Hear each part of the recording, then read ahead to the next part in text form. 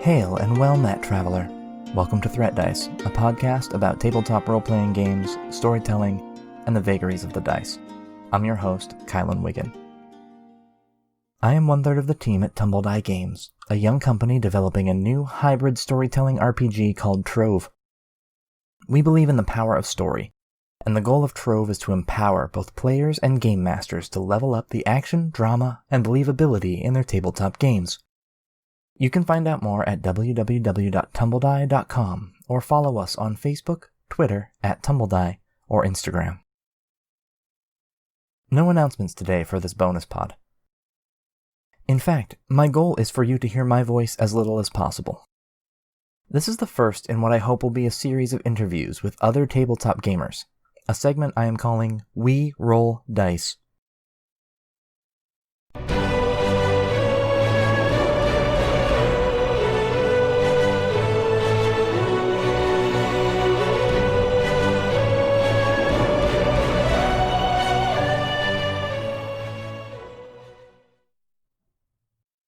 I spoke with my first guest, Eli, on June 16th, 2020, via video conference. The following interview has been edited as little as possible in order to accurately represent Eli's voice and story. You can find Eli on Twitter @_reliable1 or Twitch, reliable1.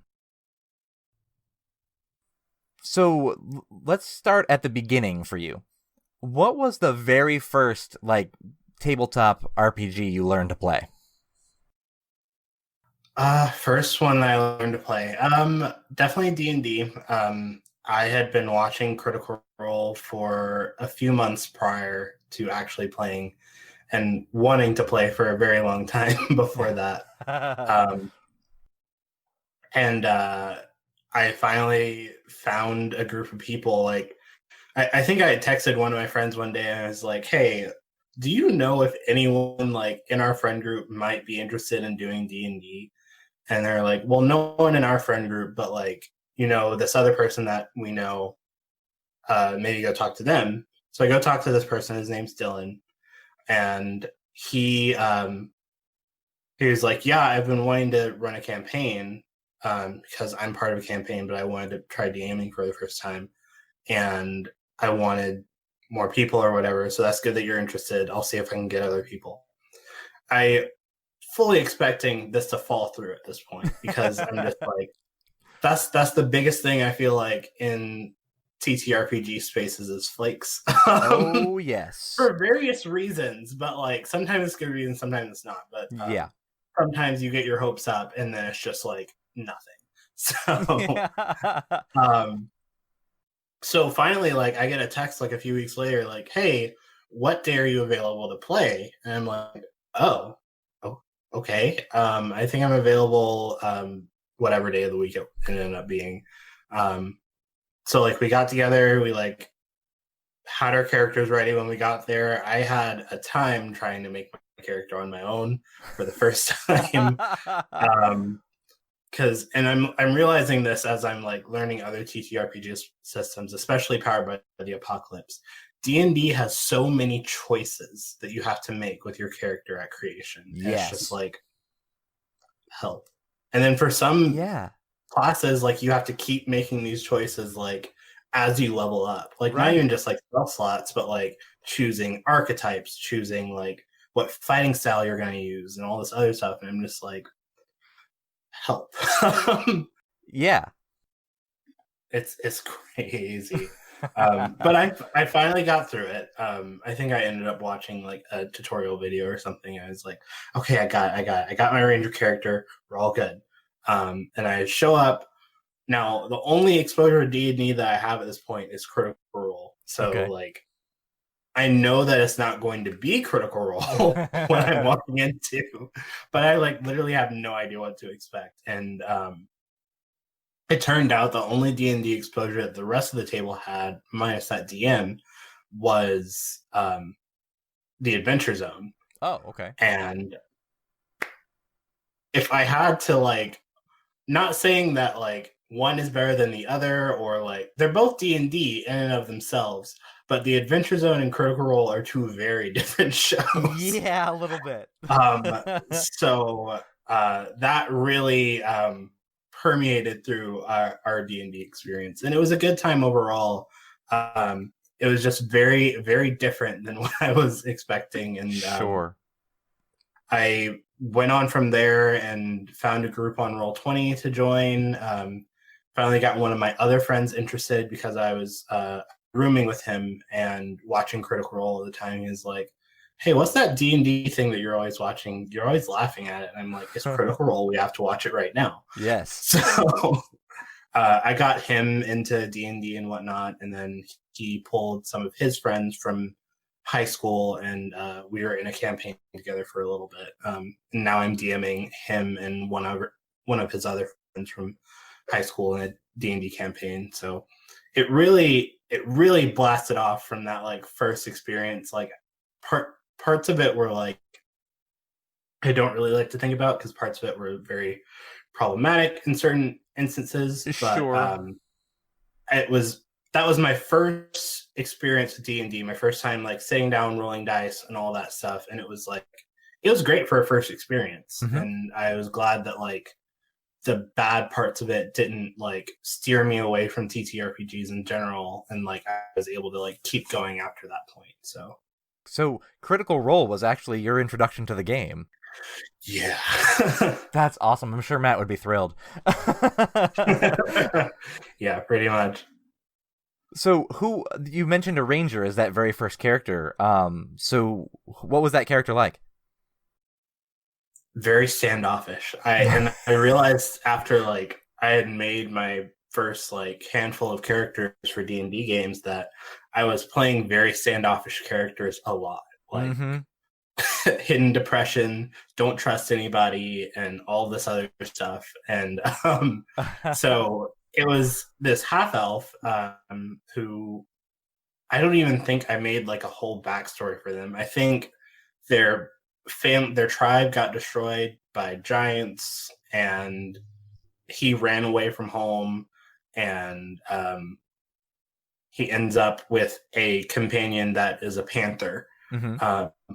So I don't remember the panther's name. And that makes me sad because it was a really cute panther. But yeah, so he was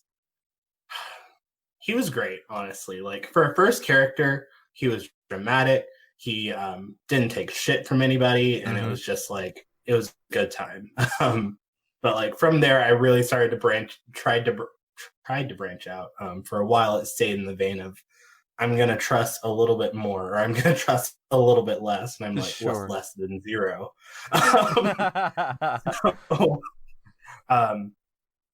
But finally, I got more comfortable like with different character concepts and different just ways of playing the same character. Really, like maybe all of these characters are like half elven rangers, but they all have like this wide range of personalities, a wide range of like reasons they're questing, reasons like they don't talk to their family or whatever, and all this other stuff. And that's something that I really liked about TTRPGs in general, was like being able to not just be one thing with characters. So right, absolutely. So you mentioned that you've started DMing, which is really cool. Welcome to the club. Thank you.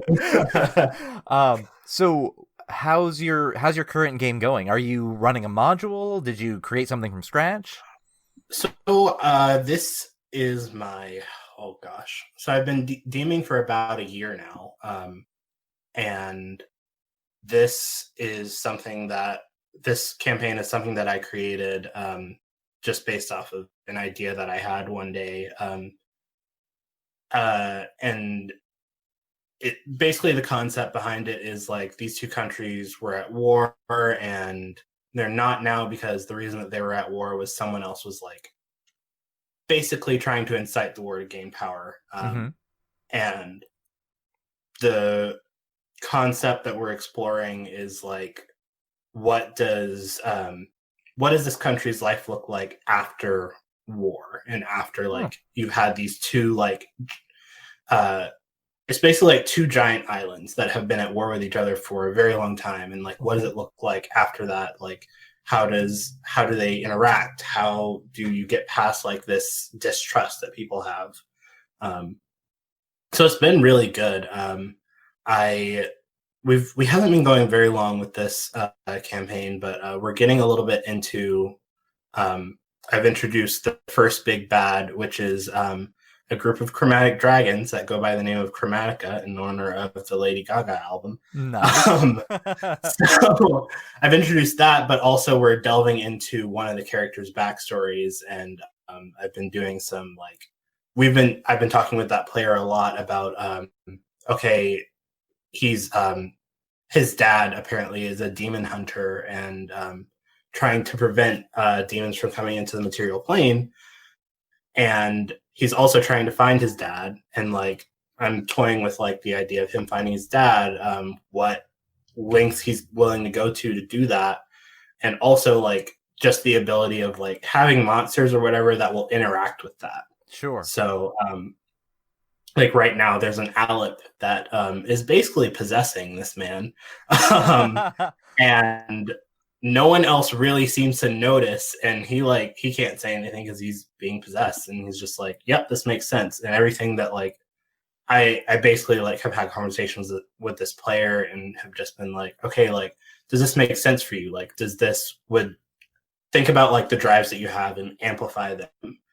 Does this make sense for what your character would do? Right. So that's been really cool to be able to work with him one-on-one with weaving his backstory into the rest of the lore, because that was something that I really wanted to do with this campaign that I haven't done in previous ones, was make sure that the characters' backstories have meaning and have depth with the rest of the world lore. So those are advanced techniques, so I'd say you're well ahead of the game.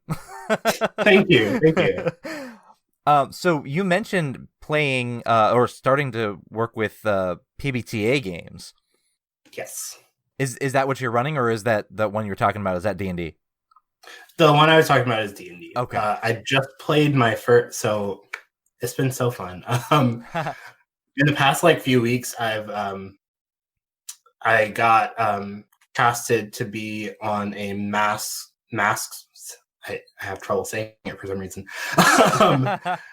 Powered by the Apocalypse game that's being streamed for Pride Month. Cool. So that was my first Powered by the Apocalypse game, and I was literally in love the whole time. Yeah. It's just so I was making my character, and I was I have an idea for who I want this character to be, who I want the superhero to be. And basically, I found the playbook that most resonated with how his emotions and how his powers were going to work and everything. And like I said, after I've been playing PBTA and making characters for PBTA, there are barely any choices I have to make, huge decisions in the beginning. Sometimes between PBTA games, you might have to change what your spread of stats is, or this is what they give you suggestions for what your character looks like, and all these other things or whatever. But the amount of choices that you have to make there compared to D&D, and I had also made a character for Vampire the Masquerade at one point, and I was just oh my god, help me. Yeah, absolutely. So yeah, that's been my saving grace for Powered by the Apocalypse, has been the ease of access of all of it. And then being able to just say I want my character to blast this guy in the side so that he's knocked off course, and the DM is just okay, roll for this. And I'm cool. But I don't have to say I'm casting fireball, or I'm trying to make a wall of stone or whatever. I basically am as creative as I want to with what I'm doing, and the DM says, okay, that works if you do this roll. Right. So it's been really great. I really appreciate it. So I've been doing mass. I'm about to do an Urban Shadows one. I'm in a play-by-post for Apocalypse World, and then I feel there's one more, but I can't remember right now. Awesome. That's fantastic. There's a lot. So. Yeah, that's really great. So I think one of my questions is already kind of answered, because I have found in my time playing that there's kind of a spectrum between what I like to call the dungeon crawler and the storyteller. And I get the feeling that you fall a little bit more on the storyteller end. Very much. I think a lot of the problems I've had with groups I've been involved in, and it's not like any fault of them or any fault of myself either, was I didn't know that like I wanted a lot of storytelling and RP and stuff in my games. But I and I think it's partially because Critical Role was what I was absorbing first. Of course. I'm also really into musical theater and stuff like that. So like I'm a dramatic person. Sure. So I want my games to be dramatic.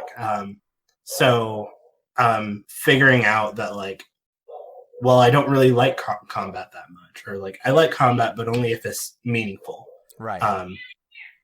Figuring that out and like basically saying, hey guys, I'm not liking this game, and I think this is why. I don't want to change things for you guys, but like if we can change this, that's fine. If not, I can find like there's a gazillion groups out there. Right. It'll be fine if I can find one. Sure. And luckily I've been able to find groups that are very accommodating to that and very willing to expand if they don't already like, because I feel like a lot of people, their default is like D&D is combat, and D&D is like, that's what this stuff is about. We're here to fight. Right. But finding groups that are willing to expand and explore the idea of RPing more and your combat, like having meaning besides just getting jumped by a band of goblins in the forest every 2 days. Yes. So that's something that I really appreciate about TTRPGs in general, and especially Powered by the Apocalypse, because it's been so narrative driven. It's so driven by your character's choices and the way that they interact with the world, and I just love it so much. So I'm really glad to hear that. I've had some brief experience with Dungeon World, and it kind of opened my mind to new things as I was playing it, like new and different ways to play. So I'm glad to hear someone else is having a similar experience. Awesome. And I guess that question's answered too, because I was going to ask whether you prefer pre-written modules or creating your own worlds, but you're definitely a creator. I'm creating.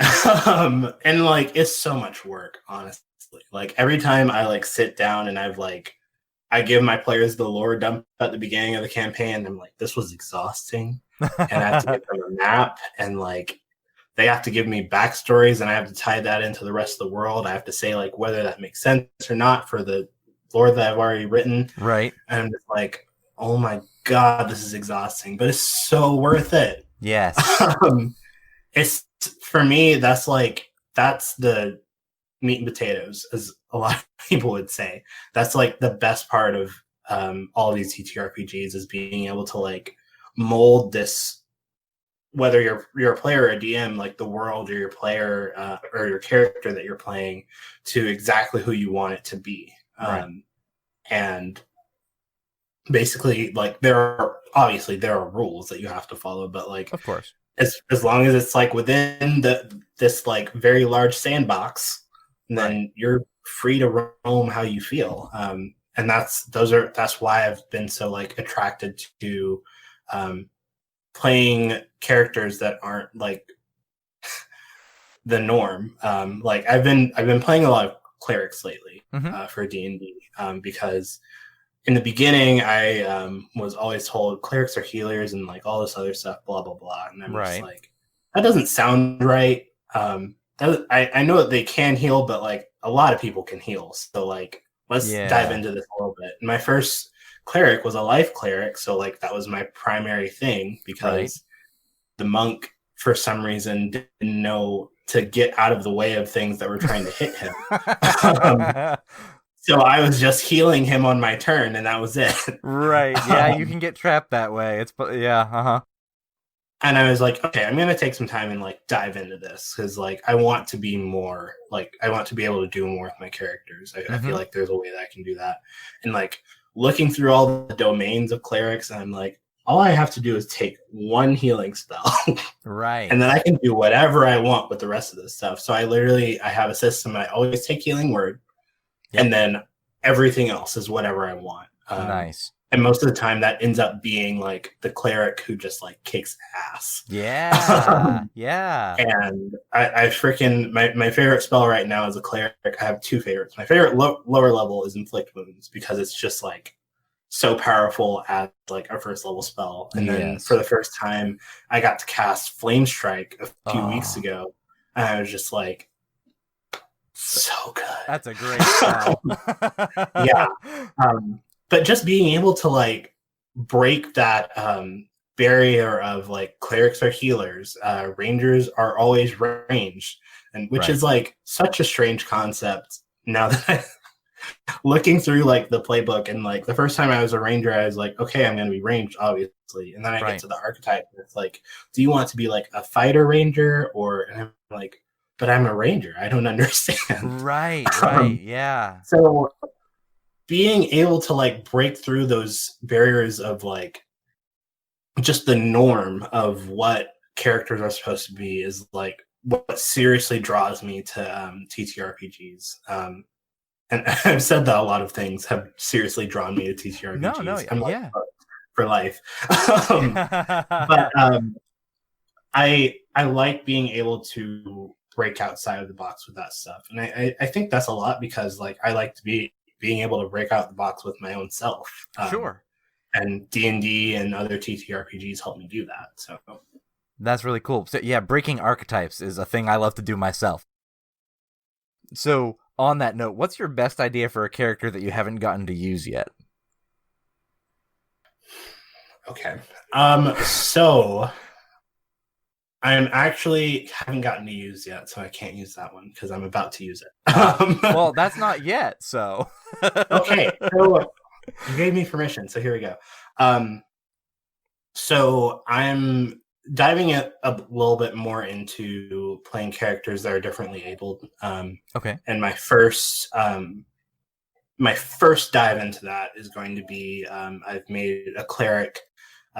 They are a grave cleric. They're non-binary, and they are deaf. They lost their hearing a while ago, and they can read lips pretty well, but they can't hear. And I wanted to make something like very clear to like the DM and the rest of the players. Like their goal is not to get their hearing back. Like they're completely fine with how they are. Like they've been living their life for this long. They don't see any problem with how they are. Right. We're not looking for a cure here. Yeah.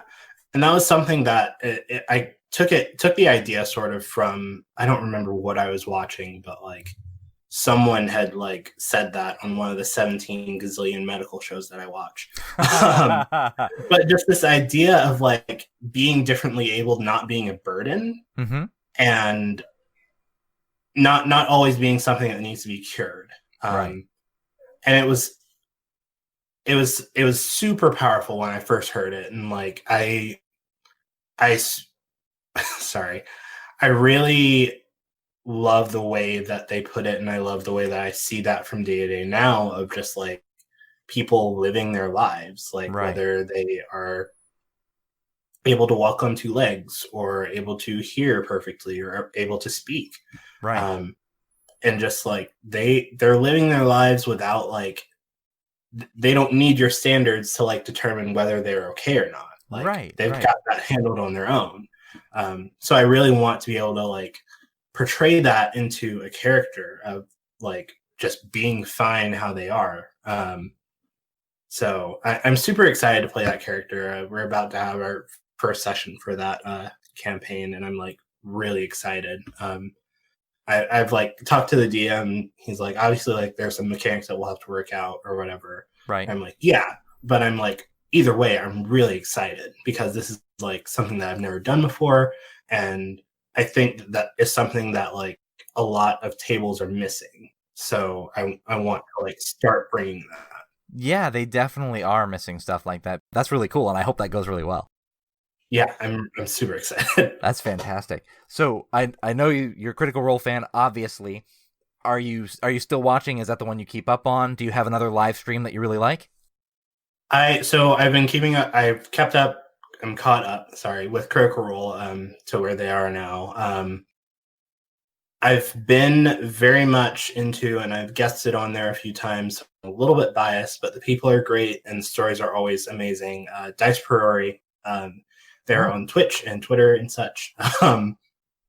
So I first heard about Dice Priori because I was on Twitter one day. I was talking to them about this the other day, how I like have no idea how I got so involved with all of them and how we all became such great friends. Sure. But I was on Twitter one day and someone had retweeted a thing that was like, hey, we're doing a Firefly TTRPG in in casting call.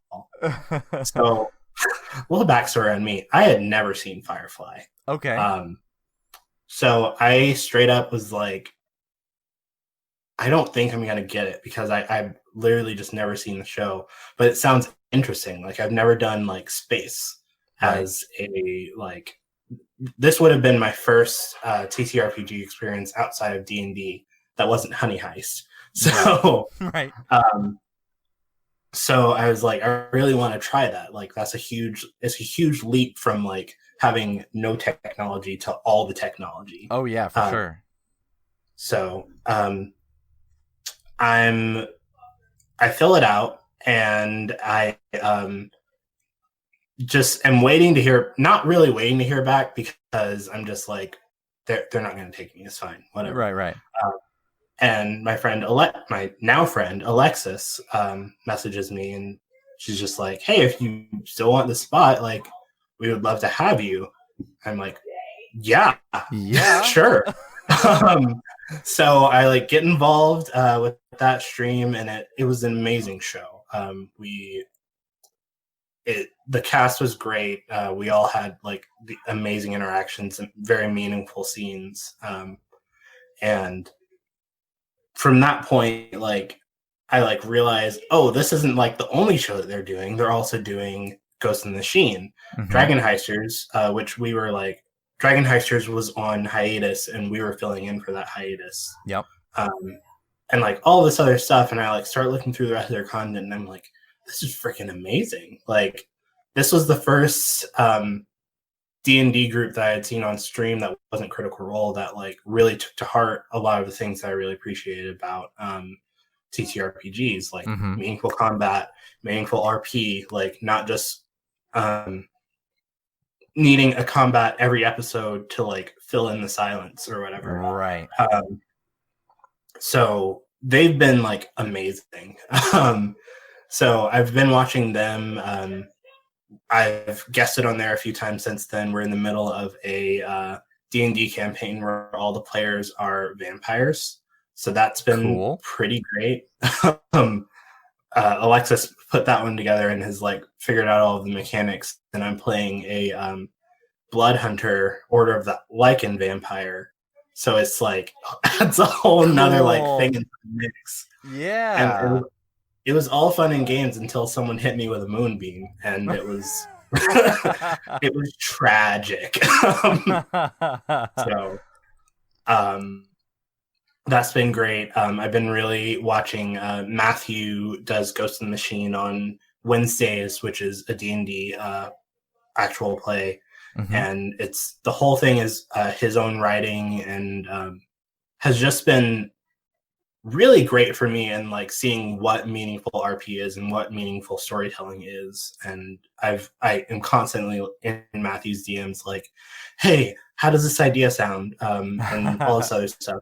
I seriously look up to Matthew. He's like my D&D dad at this point. It's awesome that you have one. That's an important thing to have. So yeah, they've been putting out amazing content. So if you like haven't found them, I would seriously suggest looking them up. They have VODs on YouTube if you find them on there of Ghost in the Machine and all their shows.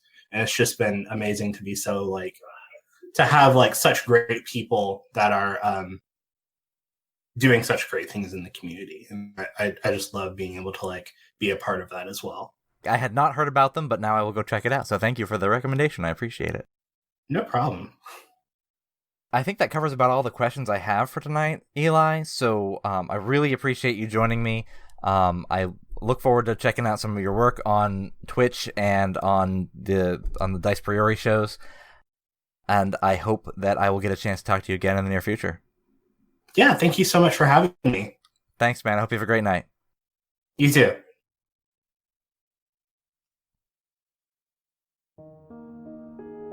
Thanks so much to Eli for sharing his story. If you'd like to share your RPG life story in a We Roll Dice segment, send us a DM on Twitter @TumbleDie, or email me directly at kwiggin, KWIGGIN, @tumbledie.com. We want to hear your story. Until next time, may the road ever rise to meet you. ThreatDice is a production of TumbleDie Games, LLC. Our intro music is What Lies Beyond, the We Roll Dice theme song is New Hope, and the outro music is Storm, all by Vincevept. Check out his amazing work at youtube.com/Vincevept, VINDSVEPT. A very special thank you to Eli for being the first to share his story. This episode was produced and recorded by me, Kylan Wiggin. In order to rise from its own ashes, a phoenix first must burn. You can find ThreatDice on Apple Podcasts, Google Podcasts, Stitcher, Spotify, or wherever you get your podcasts. Thank you for listening, and we'll see you next time.